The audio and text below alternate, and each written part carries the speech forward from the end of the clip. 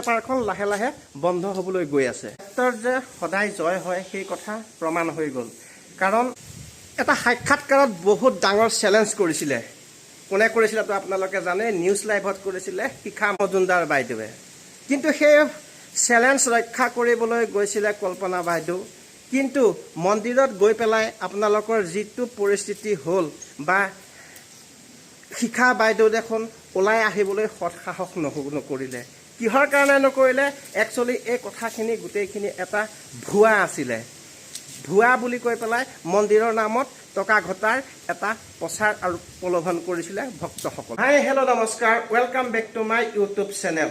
আপোনালোকক আকৌ সকলোকে মোৰ অন্য এটা ভিডিঅ'লৈ স্বাগতম জনাইছোঁ। নেকি হাজাৰ হাজাৰ মানুহ আছিলে সেই মন্দিৰত। আজি সেই হাজাৰ হাজাৰ মানুহৰ ওপৰৰ পৰা গৈ পেলাই 100-150 মানুহ বৰ্তমান হ'বলৈ গৈছে। কিহৰ কাৰণে হ'বলৈ গৈছে? গোটেই কথাখিনি ৰাইজে বুজি পাইছে, ভক্তসকলে বুজি পাইছে। সেইকাৰণে আজিৰ পৰা প্ৰায় মানুহবোৰ লাহে লাহে কমিবলৈ ধৰিছে, আৰু হয়তো আগলৈ এই মন্দিৰভাগ বন্ধই হৈ যাবগৈ। সত্যৰ যে সদায় জয় হয় সেই কথা প্ৰমাণ হৈ গ'ল। যি সৎ আৰু সাহস লৈ পেলাই কল্পনা বাইদেৱে নিজেই গৈ পেলাই গোটেইখিনি দেখাবলৈ চেলেঞ্জ কৰিছিলে, সেইখিনি দেখুৱাবলৈ তেখেতো সক্ষম হৈছে।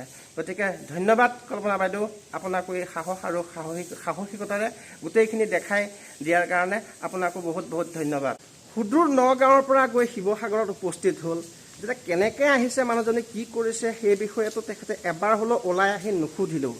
কমচে কম মানৱতাৰ খাতিৰত কোনো চেলিব্ৰিটি নহয়, এজনী ইউটিউবাৰেই হয়। গতিকে ওলাই আহি মানৱতাৰ খাতিৰত সুধিব পাৰিছিলে কমচে কম। আৰু যিখিনি চেলেঞ্জ কৰিছিলে সেই চেলেঞ্জখিনি অগ্নিনাভ শিৱ বাবাৰ ওচৰত গৈ গোটেইখিনি কথোপকথন কৰি পেলাই প্ৰমাণ সহকাৰে দেখাব লাগিছিলে। কিন্তু সেইখিনি কৰিবলৈ সক্ষম নহ'ল। গতিকে আমি কথাখিনি বুজিবলৈ আৰু বাকী নাথাকিলে। গতিকে হয়তো মোৰ ধাৰণা সদ্যহতে এই মন্দিৰটো জলদি বন্ধ হ'ব, আৰু বন্ধ হ'বলৈ গৈয়ে আছে। যিহেতুকে ভক্তসকল কমিয়েই গৈছে, আৰু ভক্তৰ ওপৰতহে এটা মন্দিৰ নিৰ্ধাৰিত আৰু নিৰ্ভৰ কৰা হয়। গতিকে আৰু কি হ'ব, আৰু লাহে লাহে বন্ধই হ'বগৈ।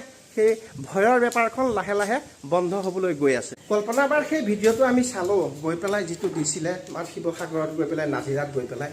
কিন্তু সেই ঠিক তেনেকৈ য'ত প্ৰথমতে আছিলে হাজাৰৰ পৰা আহি গ'ল 100ৰ পৰা যাবগৈ, কেতিয়াবা 10ৰ পৰা যাবগৈ 1 বা 1। গতিকে সি তেনেকৈ ধৰণেই গৈ পেলাই লাহে লাহে মন্দিৰটো বন্ধই হ'বগৈ।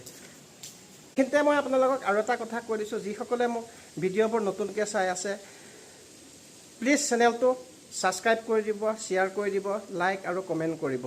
কাৰণ এনেকা আকৌ সুন্দৰ কণ্টেণ্ট দিবলৈ মই চেষ্টা কৰি যাম আপোনালোকক কথাও দিছিলোঁ যে কৈছিলোঁ মই অগ্নিনাভ শিৱ বাবাৰ ওপৰত আৰু মই ভিডিঅ' নবনাওঁ বুলি। কিন্তু মই অগ্নিনাভ শিৱ বাবাৰ ওপৰত ভিডিঅ' বনোৱা নাই। যিখিনি সত্য কথা সেইখিনিহে মই ক'বলৈ গৈছিলোঁ, যে কল্পনা বা গৈছিলে নাজিৰাত, গৈ পেলাই কি দেখিলে আৰু কি পৰিস্থিতি হ'ল, সেইখিনিহে লৈ পেলাইহে মই ভিডিঅ'টো আকাৰে আপোনালোকক বনাই দিছোঁ।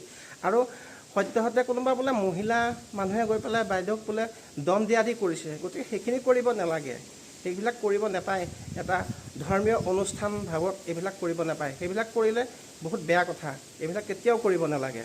কিন্তু মই আৰু এটা কথা কৈ দিছোঁ, যাতে এই ভিডিঅ'টো বনোৱাৰ পিছত যাতে মোক লৈ আৰু কোনো বিতৰ্ক নকৰে।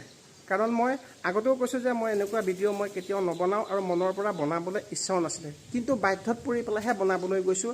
কাৰণ যিখিনি দেখিলোঁ, যিটো পৰিস্থিতি হ'ল, গৈ পেলাই দম দিয়া দি হৈছে, বা মন্দিৰৰ ভিতৰত সোমাবলৈ দিয়া নাছিলে, এনেকুৱা ভিডিঅ' কৰিবলৈ দিয়া নাছিলে। সেইকাৰণে তাৰ ওপৰতে লৈ পেলাই মই ভিডিঅ'টো বনাইছোঁ, যাতে ইয়াক লৈ পেলাই আৰু কোনো বিতৰ্কৰ সৃষ্টি নকৰে, আৰু ইয়াক লৈ আৰু বেছি মই বিতৰ্ক কৰি নাথাকোঁ আৰু ক'বলৈও নাযাওঁ। গতিকে ইমানখিনিকে কৈ পেলাই মই আজিৰ এই ভিডিঅ'টো সামৰণি মাৰিছোঁ।